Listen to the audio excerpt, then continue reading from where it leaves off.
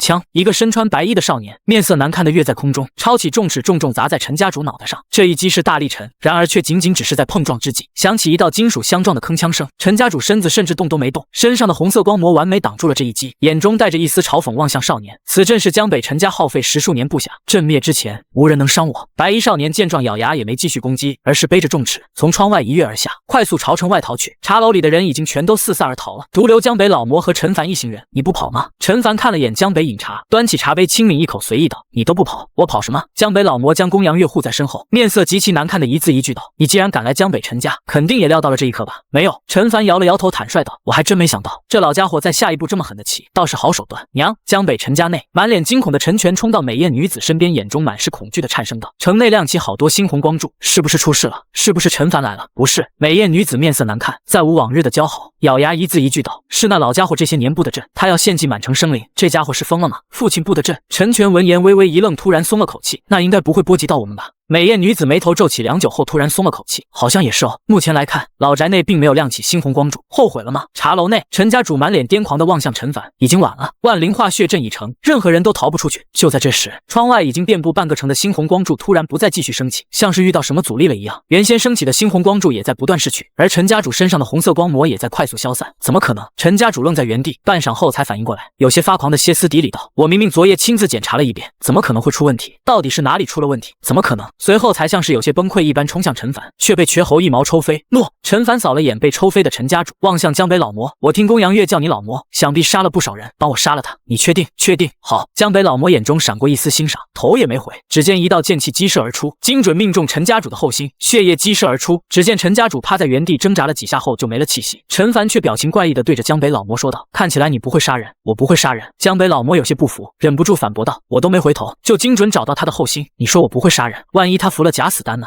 江北老魔沉默了半晌后点了点头，你想的比我周到。又是数十道剑气激射而出，陈家主尸体上堆满了血窟窿，这回假死丹也不行了。见状，陈凡起身伸了个懒腰后，带着瘸猴朝楼梯口走去，笑着道：我得去买点东西，就不陪你继续喝茶了，以后有缘再见。好。江北老魔面色欣赏地望向陈凡，我可以跟你透露下我的身世，我和你一样曾经弑父，我知道你现在心里可能还有一点难受，不过以后你如果有用得到我的地方，我可以帮你。我们不一样，我可没弑父，别瞎说，那不是你杀的吗？你是第一个杀我爹的人，所以你最近如果没事的话，可以来樊玉教下我的手下如何更快修炼了，就当做赔罪了。别用那种表情看我，我会付你丰厚报酬的。哦，对了，如果可以的话，江北陈家老宅的建筑很快就会失效倒塌，你帮我守住这里，别让人跑了。大家都是朋友，你肯定会帮我的吧？江北老魔沉默许久后才咬牙道：好。呼！陈凡从茶楼后门走出，来到停在箱子里的95龙辇，感慨道：手里有个高级修行者，这般起事来就是方便啊。他专门去茶楼里找到江北老魔，毕竟江北陈家的修行者不少，他打不过啊。天地棋盘倒是能打过，但那不是杀鸡用牛刀吗？纯浪费。瘸猴啊！陈凡拍了拍瘸猴的肩膀，樊玉拥有其他势力都没有的运灵阁，接下来还有不少鬼石给你们修炼，你们要尽快提升自己修为，免得我出门办事还要让别人帮忙，这样很麻烦的，听见没有？明白。瘸猴面色严肃的应下，内心也升起一股紧迫之感。时间流逝，江北陈家老宅外的城墙正在不断倒塌，而所有企图逃离的人都被江北老魔剑气刺穿双腿，钉在地面动弹不得。另外一边，王家主在江北城替陈凡找到了40-50号人加入樊玉。1个时辰后，陈凡带着瘸猴几人走出桂花楼，瘸猴几人脸上满是春光，他看了眼守在楼外的王家主，带着一行人浩浩荡荡朝江北陈家方向走去。收拾完江北陈家就准备回家了。就在这时，陈玉主直接接到镜头，一个身穿短衣男子带着一堆人浩浩荡荡朝他走来。野狼帮。祁崇凑到陈凡耳边小声道：这伙人是江北城野狼帮的，我以前在野狼帮手里做事。很快，短衣男子走到陈凡面前，二话不说直接下跪，脑袋重重埋在地面。久闻陈玉主大名，小人是江北城野狼帮帮主。野狼帮在雨季里为守城近乎耗尽所有底蕴，本想弄个商会混点饭吃，但江东江西江南3地迎来雨季，商路被阻断，如今帮派内已经不够给兄弟们发工钱，这帮兄弟跟了我这么久，我想为他们谋个前程。玉主。王家主快速在陈凡耳边解释着来龙去脉，半晌后，陈凡才轻点了下头，望向跪在地面上的野狼帮帮主：都起来吧，今夜回去都收拾下行李，有家人的都带上家人，一起去无名山，我要在无名山打造一座新城。江北陈家。一众陈家族人纷纷被剑气钉在地面上，青袍男人双臂抱怀，显得极其冷漠，站在原地。少爷来了。就在这时，人群中不知是谁开口吼了一声，四周看热闹的路人急忙散去。陈凡带着一众人浩浩荡荡地走了过来。辛苦了。陈凡看了眼面前被钉在地面上的一众陈家族人，又望向江北老魔，笑着道：江北老魔轻哼了一声，没有讲话。陈凡在人群中扫了一眼，最后视线停留在陈全身上，蹲在其面前，满脸感慨地笑了起来。陈全，还记得我不？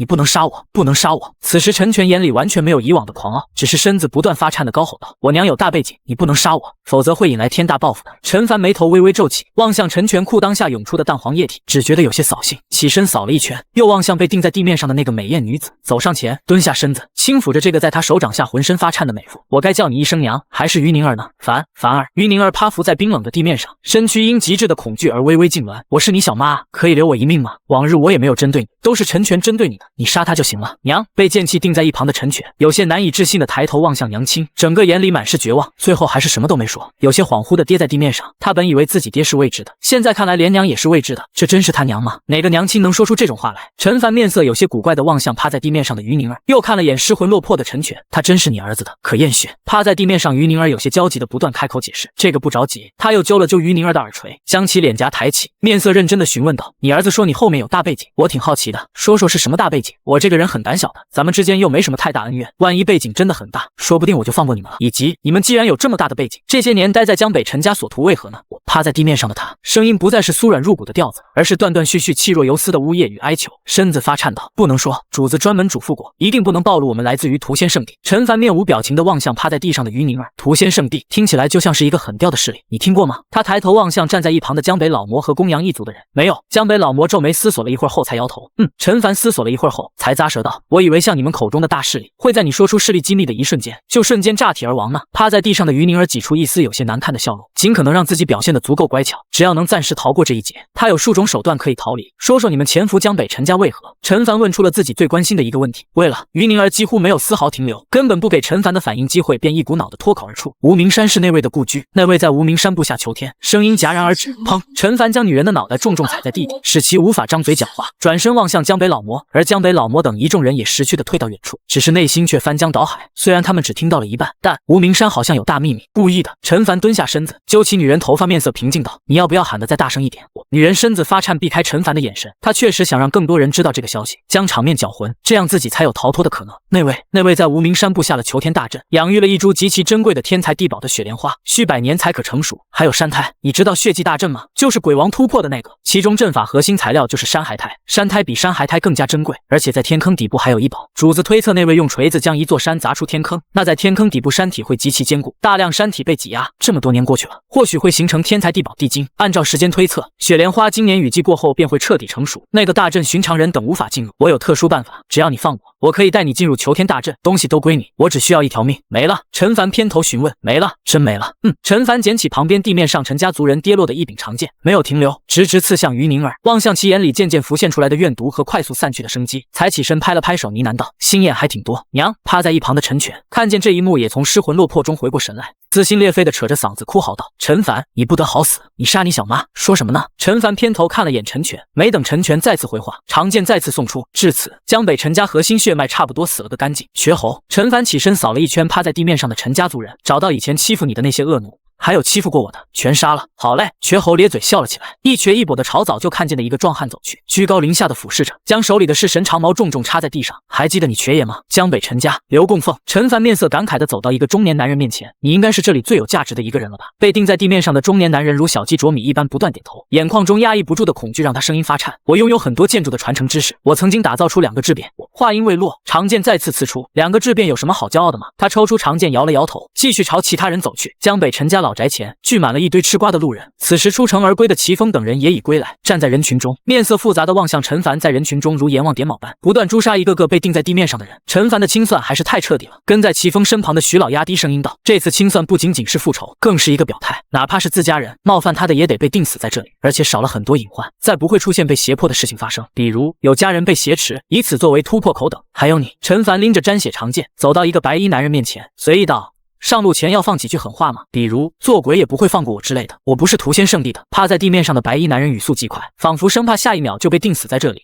我是涂仙圣地的囚徒，被抽走一魄，囚禁在于宁儿手里的魂牌，凭借此牌可控我生死。牌碎人亡，于宁儿已死，命牌碎裂，涂仙圣地肯定已经知晓，我并没有涂仙圣地的命牌。他白衣男人快速指向一旁趴在地面上的乞丐，他是涂仙圣地的。雨季里有一夜肉虫鬼潮突然涌向你们无名山，就是他做的。他是特殊修行者风行者，拥有刮起大风的能力。我擅长前行、暗杀、打探情报。樊玉如今刚崛起，肯定没有相关人手，收下我可以为你打造一批负责前行暗杀的手下。陈凡面无表情地沉默在原地，已经举在空中的长剑迟迟没有刺下。前行、暗杀、打探情报，这3个词几乎说在他心坎上了，对他的诱惑简直太足了。如果樊玉能拥有一批负责前行、暗杀、打探情报的人手，那副场景仅是想想就觉得美好。决定一个势力手能伸多远，很大一部分就是这批人的付出。他比其他势力强一点，他有95龙辇，但他也不可能天天驾驶着95龙辇在外溜达，大部分时候还是得待在自己的大本营。更何况95龙辇使用一次的成本也太高了。他放下手中长剑，大步走至于宁儿尸体旁，上下摸索了一会儿后，确实从肚兜口袋里掏出一枚刻有魂字的令牌，背面隐隐浮现着白衣男人的面容，有面板、异宝名称、魂牌、异宝品级、绿色、异宝效果。可囚禁他人一破，牌碎人亡。目前已经囚禁一破。来源少秋，你叫少秋。他将魂牌揣在怀里，走到白衣男人面前，轻声询问道：“是。”少秋深吸了一口气，再次为自己加筹码。我被屠仙圣地囚禁，肯定和屠仙圣地有仇。我可以给你带来其他区域的信息，这样樊玉以后前往其他区域也不会一头雾水。我还有关于前行、暗杀的秘传武技，只要给我一定时间，我一定让樊玉的暗杀分布名满天下。陈凡停顿了一下后，突然笑了起来，起身将白衣男子扶了起来。快起来，天气凉，别趴太久，容易染风寒。回去后我们细谈。紧接着，屠刀很快来到陈家长老脑袋上，几个趴在地面上的长老也纷纷颤声求饶道：“少爷，少爷，我们一直是归心于你的。老爷在雨季让我们假扮野狼帮的人，去接收那些百姓商人献上来的鬼石异宝，我们将部分藏了起来，就在江北城西边的仓库里，就是为了少爷你准备的。我们一直是心向于你的。”陈凡轻点了下头，笑着望向众人。那你们就不用死了。周末你带人去江北陈家抄家，剩下的人跟着这几个长老去将藏匿的鬼石带走，然后一起回樊玉。我不是嗜杀之人，我记得往日几位长老并未针对我，那就跟着一起走吧。该死的人都杀完了，这件事也差不多告一段落了。天色渐黑，一切家当都已收拾完毕。9匹烈焰龙马牵引着龙辇，沿着街道缓缓朝城外驶去。离开城门时，天都快黑了。此时，黑暗如云从远处袭来，快速笼罩天地。95龙辇再次疾驰在黑暗中，载着满车人和货，快速朝无名山驶去。人群中，站在城门口的江北老魔望向身后的公羊一月，轻声道：“你是守夜人？我记得守夜人有一个特殊能力，是可以听见万米远的声音，虽然是时而听见，时而听不见。你刚才听到无名山的状况了吗？”“没有。”公羊一月缓缓摇头。守夜人之间会排斥，陈凡身边同样有守夜人，我听不见那片区域的声音。你要将这个消息在雨季结束后上报给公羊一族吗？肯定。如果可以的话，我希望你尽量不要外传，我不想看见公羊一族和丹宗一样被屠了，那是家主定夺的事情。公羊一月摇了摇头。我没有决策权，但我相信家主不会得罪樊玉，更不会外传这个消息。无名山，今夜的无名山极其热闹，所有人被安顿在洞穴外的地面上，临时打造了几个木屋，全部打地铺。今夜先在这里将就一晚，明日再具体安顿，并清点人数，安排合适岗位。这次他们采购了不少东西。陈凡走进1号洞穴，望向5级的生活工坊，消耗了2000枚鬼石，升至6级生活工坊，又消耗了5000枚鬼石，升至7级生活工坊。生活工坊每次升级，已经在无升级方向可选，只不过每次升级都有新的可打造物品，这次一口气升了2级，共多出了4件可打造的特殊生活物品。而7级生活工坊已经可以用它这些日子获得一件绿色品级异宝云朵布匹来制造长袍了。打造出来的长袍拥有1级城墙的防御效果，很强。小秋今晚很忙，需要给每个人量身高体型，然后为每个人打造出一身合身的繁育制式长袍。今夜带回来的主要是丘贺王家的人，还有江北陈家的部分人，野狼帮还留在江北城，明日才来。说升级完工房后，陈凡便第一时间将少秋邀请至1号洞穴，这是这些日子来唯一一个踏入1号洞穴的外人。刚踏入洞穴，少秋的视线几乎瞬间便停留在了洞穴深处的一个建筑运灵阁，透过敞开的大门，能清楚看见内部墨玉石地板，天花板上镶嵌着无数枚散发着幽蓝光芒的钟乳石，而这些钟乳石正洒下冰冷蓝光，在地面上形成充满神秘的阵法，一眼望去宛如仙界。这是运灵阁。走进洞穴内的少秋有些难以置信的颤声道：“屠仙圣地这样的大势力，需要耗费巨大代价才有的运灵阁，樊玉竟然也有。”陈凡端起茶杯，轻笑着，没有讲话。良久之后，少秋才深吸了一口气，缓过神来，跪在陈凡面前，声音沙哑道：“如果狱主愿意信任我，我一定会为樊玉打造出闻名天下的刺客分部。”陈凡坐在椅子上，若有所思的点了点头，随后从怀里掏出那个魂牌，扔在少秋怀里：“这一破还你了。明日等野狼帮的人到齐后，你挑出10个人，组建暗阁，负责樊玉的暗杀、前行、打探情报。1月后，樊玉将会邀请众多势力来参加拍卖会，我希望在那时能看见一点成效。这期间内，运灵阁无限制为暗阁供应，有什么需求都可以提，能满足的尽量满足。少秋低头有些难以置信地望向手里的魂魄，又抬头看了眼近在咫尺的陈凡，有些不敢相信这个制约他性命的手段此时竟然在他手里。他这些年从未想过杀于宁儿，就是因为他哪怕杀人再快，对方只需要脑海里念头一动，他就死了。他动作再快也没意念的速度快。要知道此时陈凡就在自己面前，一个建筑师，自身并没有太强实力，只要他愿意，他现在甚至可以瞬间杀死陈凡，然后带着魂牌远离此地，彻底自由。但他深吸一口气，再次双膝跪地，这次是真的有点被触动了，这是他从未体会过的信任。额头紧贴地面，沙哑道：“狱主，你放心，我肯定会倾尽全力，让樊玉暗格名满天下。下去休息吧。”陈凡将翡翠手杖牢牢抱在怀里，云淡风轻的轻笑着。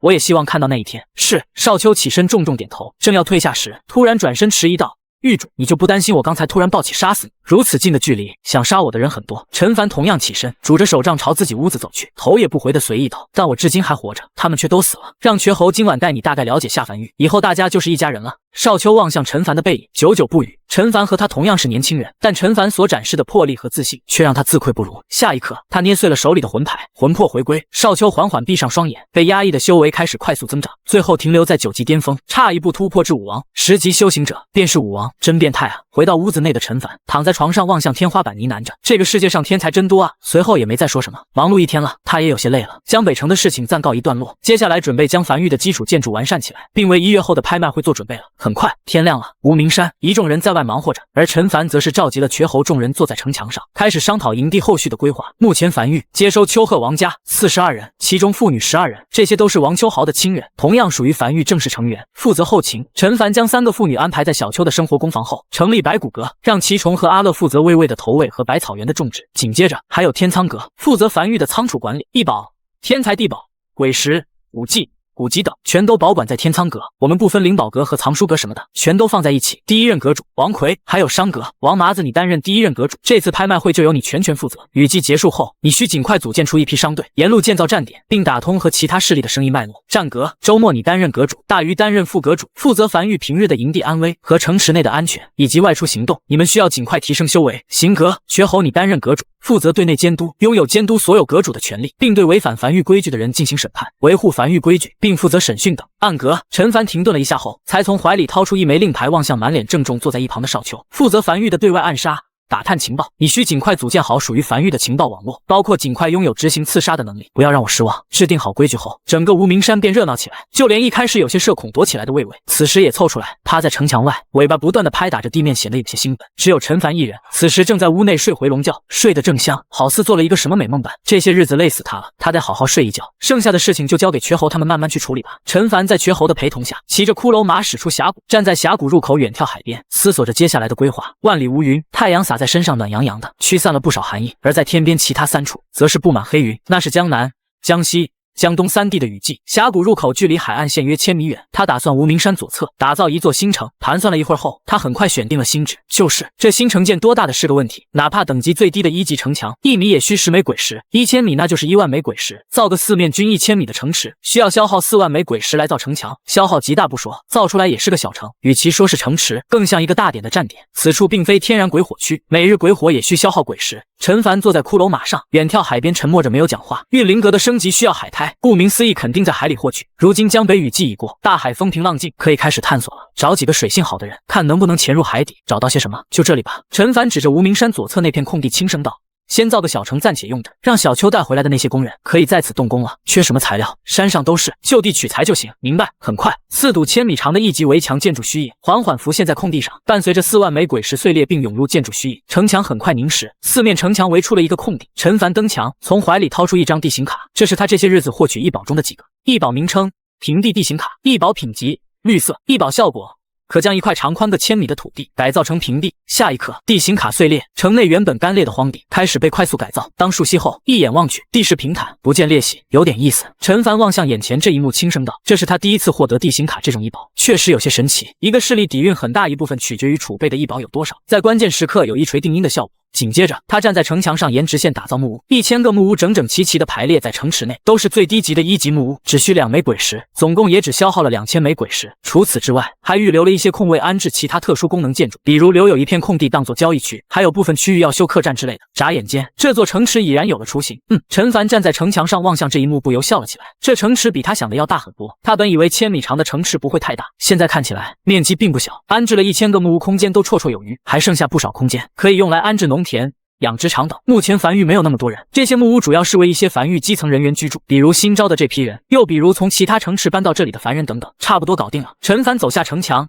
可以让工人进场修建基础建筑，动作快点，1月后要完工。打造一座城池可不是仅仅有城墙和木屋就行了，还有很多东西，比如街道、排污等这些乱七八糟的东西会通过生活工坊打造出来，然后交给工人去修缮安置，是个麻烦工程。至于铺地的东西倒是不缺，当时丹宗地面上铺着的浴室他们挖出来了好多带走，还有其他基础设施都是从丹宗挖出来的。他又消耗了463枚鬼石，打造一座5级鬼火，安置在城市中央，刚好覆盖整个城池和城池范围，自动贴合修正，连夜赶工。做完这一切后，陈凡才再次沿着峡谷回到天坑内，以后峡谷内就是樊玉的核心区域，其他势力来往商会都将在刚才打造出的那座城池落脚。他要将这里打造成一个经济中心，借助大批商队将他物美价廉的商品倾销至江南乃至更远的地方。光靠王麻子的商会为他赚钱太慢了，适当的让利可以让更多商会心甘情愿的为他赚钱。1月雨季结束之后，通过樊玉的名声和早已对外宣传的拍卖会，以及他故意放出来的自己是高级建筑师的噱头，这3点引来大量势力参加他的拍卖会，然后再将自己物美价廉的商品展览出来。接下来这些势力自己就会派出商会来次采购，再卖去更远的地方。他相当于瞬间拥有了这些势力多年打造的商路。至于王麻子，只需要去卖那些价值高的商品就行了，比如骷髅马。江南一匹售价3000枚鬼石，主要来源于2家势力。他不清楚是这2家势力联手好了定的价格，还是因为打造成本确实要更高，但不重要。他打造一匹骷髅马仅需100枚鬼石的成本，一来一回就是2900枚鬼石的差价。他以1500枚鬼石的价格卖给其他势力，由其他势力倾销给江南乃至更远的地方。他只赚1400枚鬼石就够了，他比较知足，不贪心，剩下的都是这些势力的利润。只要卖上个1000匹，那就是140万枚鬼石的利润。以江南那么多势力，吃下1000匹骷髅马一点问题都没有。这么多鬼石给他，他能将整个江北打造成鬼物禁区。更何况除了骷髅马，他还有很多物美价廉的宝贝啊。当时灭丹宗并没有缴获太多鬼石，一方面是因为一个势力的资产流动资金占比肯定不会太多，药材、丹药、武器这些有的是不打算变现，有的是不好变现，再加上丹宗在其他城市的铺子他也都没去，导致他收获不算太多。但如果这个计划成了，那就会有源源不断的鬼石从四周涌向江北。他给这个计划名为丝绸之路。嘿嘿，想到这里，拄着手杖站在原地的陈凡望向远处的岩壁，不由走神，嘿嘿笑了起来。他已经想象到自己鬼石花都花不完，将整个江北都围起来，他开开心心的待在江北数鬼石的画面了，想想就令人开心。玉主，玉主！就在这时，耳边响起绝喉的轻呼声，反应过来的陈凡望向站在自己身后的周末一众人，以及站在面前空地上的数百号人，才回过神来，人选已经挑选完毕，每个人都有了自己合适的位置，轮到他该发表讲话了。可回过神来的陈凡站在原地，拄着翡翠手杖望向面前一行人，轻声道：今日是诸位正式加入樊玉的第一天，樊玉是个新兴势力，很多章程尚未定下，但有一点可以确认，樊玉日后必定称霸江北乃至江南，只要诸位认真做事，樊玉定然也不会亏待诸位。接下来找到你们各自的阁主，由你们各自阁主为你安排任务。就这样散了。他简单说了2句，也就没再说什么，剩下的事情就交给各个阁主了。不过这几天他发现了一点，那就是这个世界确实个草台班子。小邱以前就是一个站长随从，说句不好听点，上不了台面，但当上后勤阁阁主后，看起来也有模有样的，这让他隐隐觉得，一个人只要坐在某个位置上，就会自动变得看起来像本该就坐在这个位置上的人。难度就在于要如何坐在这个位置上，或者说不是因为能力出众才坐在这个位置上，而是有点像是坐在这个位置上后才能力出众。他摇了摇头，将脑海里乱七八糟的想法散去后，才走至魏魏身旁，轻拍了下魏魏脑袋，指向天坑中心比划道：这里地底下可能会有地精，就是一种看起来黑金色、极其坚固的天才地宝，你能不能帮我挖出来？魏魏认真盯着陈凡比划动作，思索了一下后，才重重点头，一股脑的爬到天坑中央开始挖掘起来。此处地底极硬，用炮塔都难以轰出一个坑洞来，但其坚硬的地面在魏魏的前爪下却被轻易破开。当日从小妈嘴里得知，那位用锤子将一座山砸出天坑，大量山体被挤压。这么多年过去了，或许会形成天才地宝地精，他不知道地精是什么，但知道是好宝贝，那肯定得挖出来。少爷！就在这时，瘸猴一瘸一跛的走过来，站在陈凡身边，突然有些感慨道：新加入樊玉的暗阁阁主少秋，也是个从幼无父无母的孤儿。以前我总说，咱们这帮人基本都无父无母，就少爷你一个人有父亲，但今天过后，少爷你也无父无母，沦为孤儿了。陈凡面无表情的偏头望向瘸猴：你嘴里没屁放了，没话就不要硬搭话。没有。瘸猴此时也意识到自己好像说错话了，缩了下脑袋，小声道：我其实是想说，我们彼此都是各自的家人，想表达下温馨之类的感觉。挖掘工程还在继续，陈凡也不急，索性就搬了个桌椅，坐在一旁悠哉晒着太阳，顺便监工。1个时辰后，地底微微震动，魏魏从坑洞里钻了出来，冲到他的面前，张开血盆大嘴，紧接着一大堆黑色的金子落在地面上，堆起一座小山。陈凡微微一愣，捏起一块放在手心里观察着。异宝名称：地精，异宝品级：绿色，异宝效果：一种特殊的天才地宝，可炼器之一。PS想要以地精炼器，需要至少7级炼器师才能成功锻造。陈凡陷入沉默，樊玉没有炼器师啊，先入库再说。随后陈凡才坐在椅子上轻叹了一口气，这打造一个势力是真不容易啊，去哪找个炼器师加入樊玉呢？第2日，一个男人跑到正在营地内忙碌中的陈凡身边，恭敬道：玉主，一个自称齐越的男人在谷外求见。陈凡闻言放下手里的锤子，快请来。没多久，陈凡走出营地，大步迎了上去，笑着道：齐前辈，此趟前来何事？教你的人练剑。齐越如一棵松树般站在原地，面色认真道： 2个月后，我要去杀一批人，可能会死。在这2个月内，我会将我的毕生所学交给你的人。只是我放心不下公羊月，如果可以的话，我希望能以此换来你对公羊一族的些许照顾。此趟齐月前来，身旁并未跟着形影不离的公羊月和公羊一月，只身前来。我的人不用剑，用刀也行，差不多都一样。错，陈凡确实希望齐月可以来教自己的人，但他更想要齐月这个人。目前凡域内还没有一个像齐月这么高修为的人。他将齐月带到天坑地面上的木屋内，亲自给齐月沏了一杯茶后，才望向齐月轻声道：“我刚接手江北陈家37号站点的时候，是你告诉我了关于如何在荒原更好生存下去的信息。对于这点，我一直心存感激。如果你觉得你想杀的这批人过于棘手，交给樊玉，樊玉来杀。”齐月沉默了许久后，才摇了摇头，有些自嘲道：“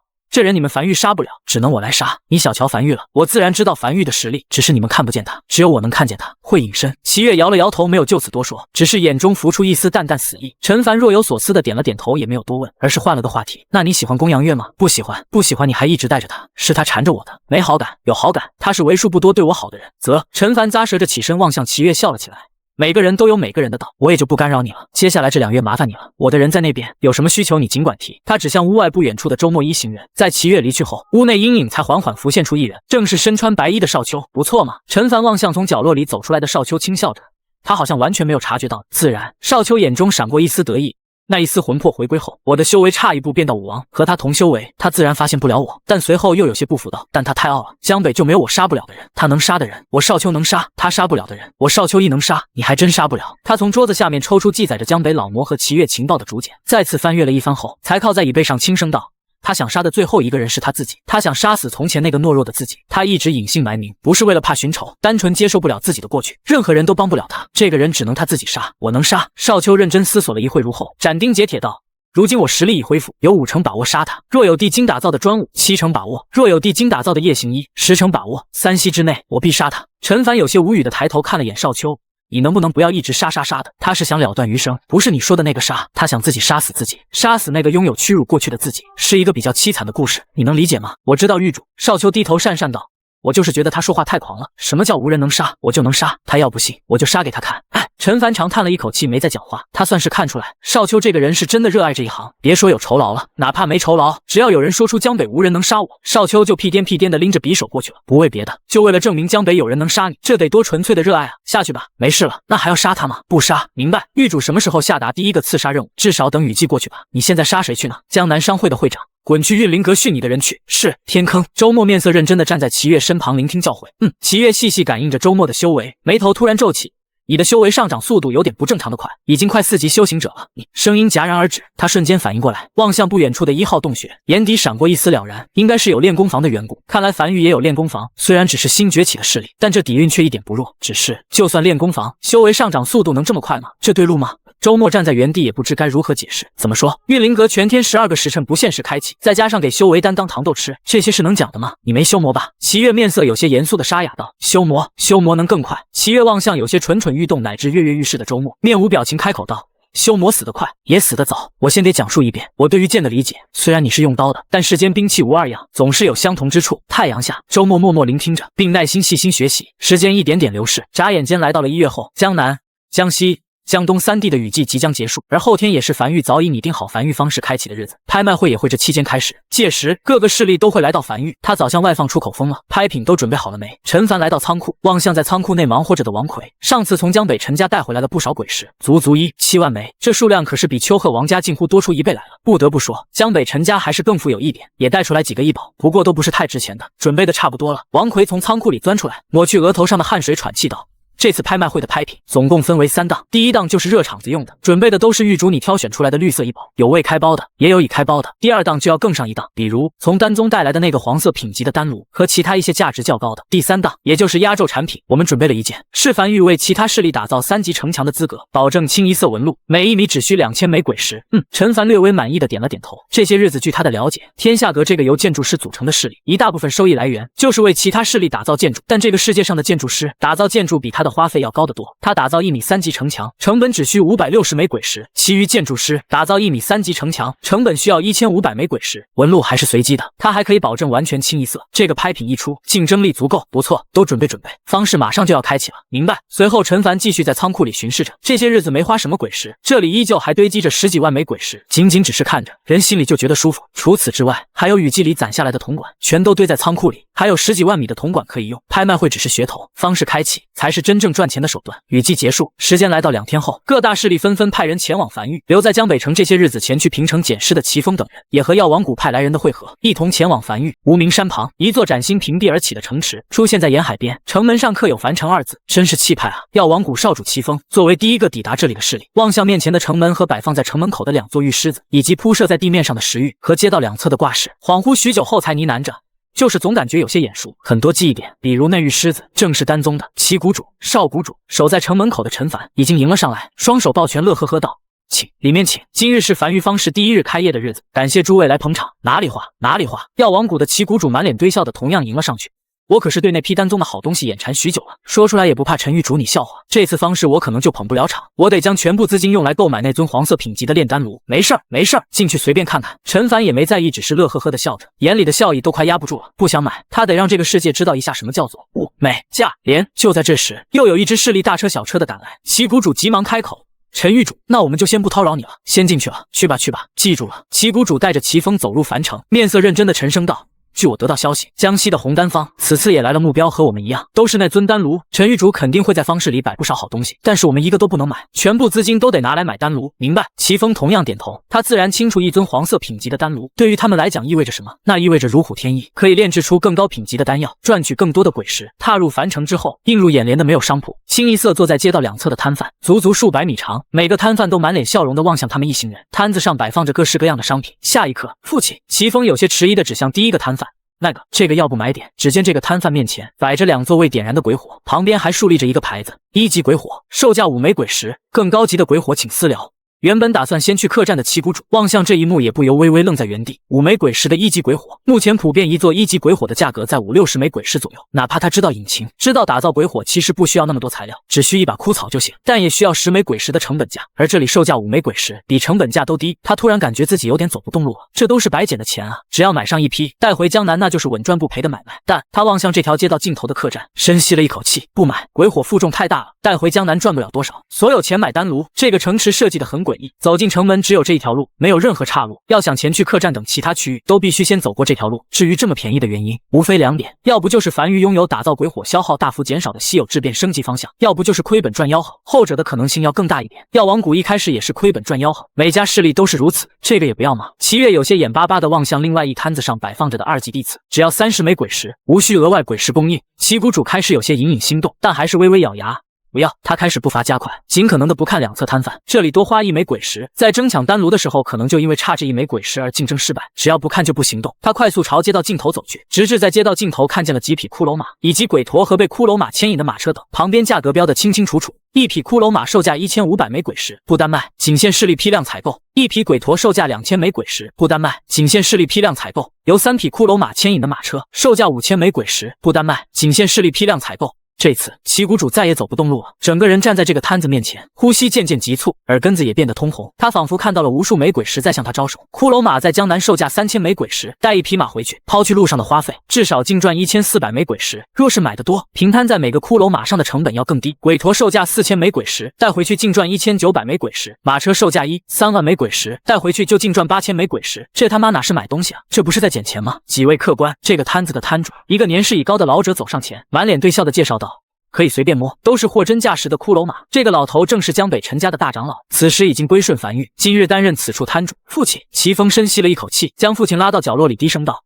这个没道理不买吧？那是纯捡钱，只要我们拉去江南，根本不愁没有市场的。大批人抢着要，你让我想想，让我想想。齐谷主此时也有些难以淡定的不断刮动着鼻梁，如刮痧般。什么是好生意？高利润、高复购、高周转率，但凡占其中一个，就算得上是好生意。但只要买了这匹骷髅马拉回江南，那就是这3个全占了，这是顶上加好的利益。只是樊玉为什么要卖给他们呢？樊玉直接拉到江南，以2500枚鬼石的价格售卖，岂不是能赚得更多？这是个主要问题，这个问题不搞明白，很容易有诈。这位摊主齐谷主深吸了一口气，大步走到摊贩面前，沉声道：有一事我想询问，樊玉为何不自己将这匹骷髅马拉到江南去卖，而且可以卖2500枚鬼石，赚更多？问得好！站在摊子面前的陈长老，这些日子早已经收到对应培训，从善如流的笑着道：“切，樊玉是个刚崛起的势力，和江南、江东、江西各地的商路并没有完全打通，如果樊玉亲自去卖的话，短时间内卖不出太多匹。其二，此举势必会影响原本江南各地售卖骷髅马的势力，会引来一些不必要的势力对抗。但倘若是大家售卖的话，那大家就是利益共同体，那几个售卖骷髅马的势力敢对你们做什么吗？其三，骷髅马只是个开始，樊玉打算整合各家的商路，打造一个丝绸之路，将樊玉的商品倾销给更远的地方，乃至关西平原，大家一起赚钱，一起吃肉。说实话，在他得知这个计划的时候，他都忍不住有点赞叹少爷的疯狂。此举一旦成了，那所有势力都直接成为樊玉的下游势力，都成了樊玉在外的触手，势力影响力大幅增加。而且正如七谷主所说，售价2500枚鬼石可以赚得更多，但少爷不仅仅要让自己赚，还要让别人赚，大家一起赚，让出部分利润，让大量势力为樊玉工作，让大量势力多年以来积攒下来的商路、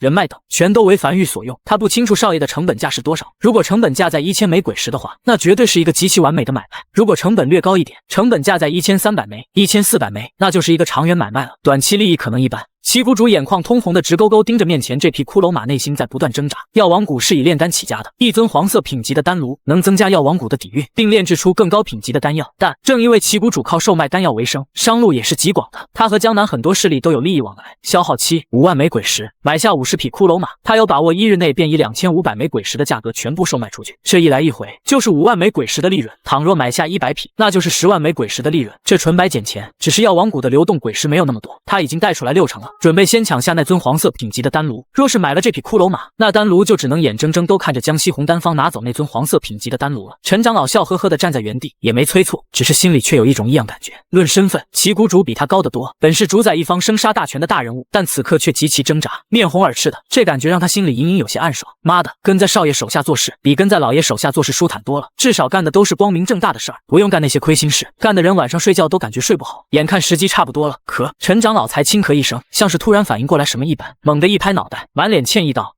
七谷主，在下眼拙，刚才没认出来你。药王谷是樊玉的1级信任势力，拥有最多10万枚鬼石的赊账权利。你在樊玉方势里可以随意挑选价值10万枚鬼石的商品免费带走，只需在1月内付清鬼石即可。这是你的令牌。”只见陈长老从手里恭恭敬敬掏出一枚特制令牌，一个长方形令牌，正面刻有樊玉2字，背面刻着药王谷2字。手持该令牌前往樊玉方氏任何一家樊玉旗下的摊子，均可赊账。七谷主有些难以置信地愣在原地，他第一次遇到这种事情，不由下意识开口道询问道：“樊玉就不担心我不来付钱？”陈长老不由微微一笑：“不担心，只是下次拍卖会应该就会出现药王谷的丹炉了。”可七谷主顿时反应过来自己问了一个极其愚蠢的问题，不由轻咳了一声，以掩尴尬，但还是有些爱不释手地接过令牌，递给陈长老：“那我现在就使用这枚令牌，帮我全都用来订骷髅马，我离开的时候带走。”“没问题。”陈长老接过令牌，走至身后屋子，推门而入，很快又再次出来，将令牌还给七谷主，笑着道：“已帮你预留66匹骷髅马，还剩1000枚鬼石额度，祝七谷主此行顺利。”“好好好！”七谷主整个人脸上都控制不住的洋溢起笑容，将这枚令牌小心翼翼地揣在怀里。还有其他势力成为樊玉的信任势力吗？在樊玉方氏消费5万枚鬼石，或被樊玉定向邀请，均可成为樊玉的1级信任势力。那是不是还有2级信任势力？是的，2级信任势力拥有最多20万枚鬼石的赊账额度。20万！七谷主不由呼吸一滞，这他妈樊玉这么富吗？整个药王谷的现有鬼石加起来都没有20万枚，他要是效仿陈凡这样去做，一次赊账就给他药王谷赊垮了。不过他更关心的是如何成为2级信任势力，在樊玉方氏消费20万枚鬼石即可。那我现在已经完成一半了，对不？算是吧。陈长老笑着道：“具体还得等七谷主弥补其本次费用，才会计入消费进度。”“明白。”七谷主咧嘴笑着点头，又忍不住将令牌掏出来，在手里把玩着。令牌后面还有个等级1的标识，也没过多逗留，当即前往街道尽头的客栈推门而入。“小二，订房。”他此时心情极好，非常好，甚至已经迫不及待想要赶回江南了。下一刻，站在店门口的小二笑着望向一行人。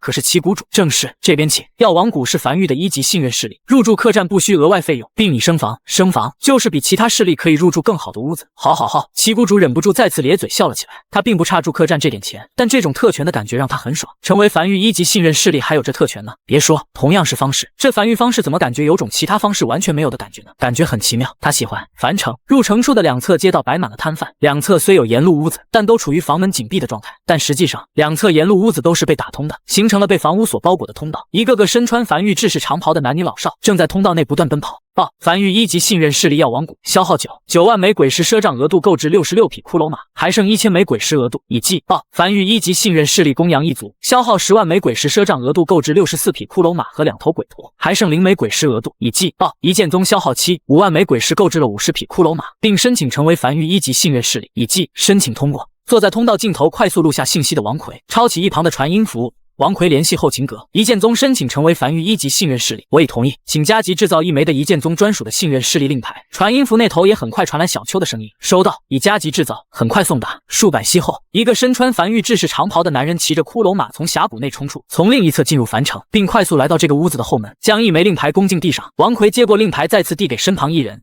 拿去交给一剑宗。再报：繁玉1级信任势力一剑宗，消耗10万枚鬼石赊账额度购置65匹骷髅马和1头鬼驼，以及16座2级地次，还剩20枚鬼石额度已计。陈凡此时已不在门口迎接了，这项工作交给了王麻子。王麻子作为繁玉的商阁阁主，负责繁玉的商会，也是得跟各个势力混个脸熟，见个面。而他则是站在繁玉方氏街道两侧的屋内尽头，望向在镜头内不断奔跑的繁玉成员，脸上的笑意极其浓郁。要想快速将生意做大，让利是必须的，让其他人也能吃到蛋糕是肯定要做到的。而如果想让生意疯狂变大，那一定的账期也是要给的，钱他提供，货他提供，这些势力只要跑腿就能赚到一笔极其丰厚的报酬，这不疯狂才怪了。他对方室内如今疯狂的场景早已预料，唯一遗憾的就是这个世界没有电脑，记账不太方便，只能靠人力，看起来有点累。不过从这些人脸上好像大家都很兴奋，还是缺人手啊。站在一旁的陈凡不由感慨了一句，繁玉现在整整247号人，但还是缺人，跑腿的人是够了，但一些专业性的人才不够，比如他现在就缺头脑灵活值得信任的几个账房先生，这样就不用将王奎抽调过来了，能说会道的他已经全都派到繁玉方氏当摊主去了。就在这时，狱主跟在身旁的瘸猴有些迟疑地询问道，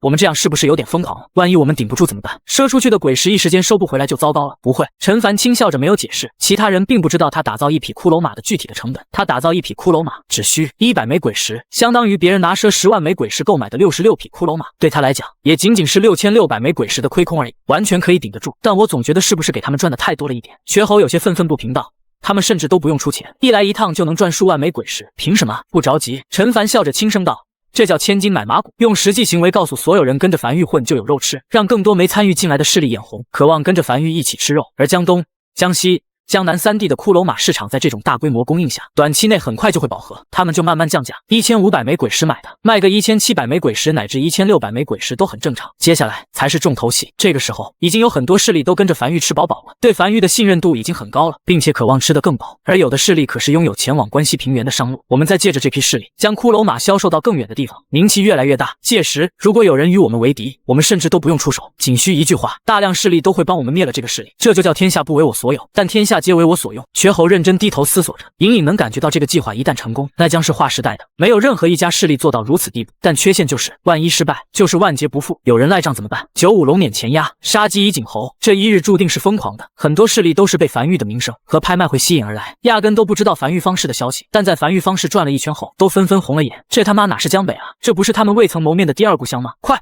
在樊城的另一条街道，这条街道负责收购以及让各个势力之间自由交易，其中一间商铺是樊玉官方的收购商铺。一个中年男人有些焦急的指向身后一马车的货物，帮我估个价，我全卖了。他本来自江东一个势力，得知雨季过后樊玉会有很多势力赶来，特意在雨季结束就拉了一批货物准备前来售卖，但来了之后才发现这里有多疯狂。他的势力和樊玉并无交集，必须在方氏消费5万枚鬼石才能成为樊玉1级信任势力，才能带着大批骷髅马回到江东。但他是出门卖货的，又不是势力之主，只是他们势力负责商会的，身上哪有那么多鬼石？只有3-4万枚鬼石，本来是打算回去食用收益和这笔鬼石再买一批货拉回去卖的。而樊玉放出的今日消费5万枚鬼石成为1级信任势力的额度只有20个名额，他和组长商量过后，决定将货物快速清仓给樊玉，然后快速购买5万枚鬼石的骷髅马成为1级信任势力，再用10万枚鬼石的赊账额度购买更多的骷髅马带回去。现在名额已经被抢到仅剩7个了，这也是他如此着急的缘故。这压根是白捡钱啊，主要是没有任何风险，风险全部都是樊玉单，他们只需来回跑一趟就可以赚得盆满钵满。规矩我都懂。中年男人有些急促道，